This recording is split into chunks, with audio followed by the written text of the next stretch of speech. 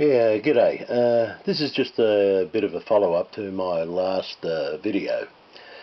I'm a great believer that freedom starts with the individual, and I'm not about to bow to laws that are based on lies and they allow those laws to scare me into submission and not do what I think is right.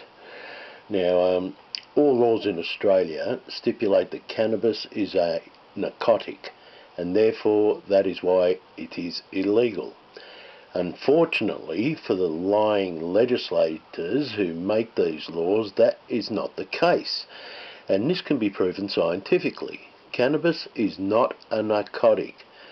Even the FDA's own little orange book says that it's not a narcotic. So, laws should not be based on lies. And if they are, then in my opinion, that makes them invalid. Now, let me tell you a little story about this. About a Victorian County Court judge. This is what he said about it a couple of years ago during a case. He said that if the lying legislators put down on paper that an elephant is a duck, then that is what it is, a duck. He said that it doesn't matter what your eyes see or what science tells you. If the lying legislators put it down on paper and make it law, then that is what it is. An elephant is a duck. Can you believe that shit?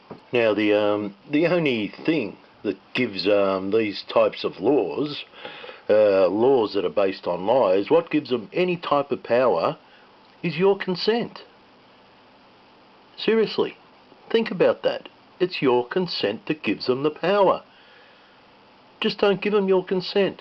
Refuse to acknowledge any authority that they may have upon you, because laws based on lies should be ignored, and it is your duty to ignore it and challenge it, which is what will happen.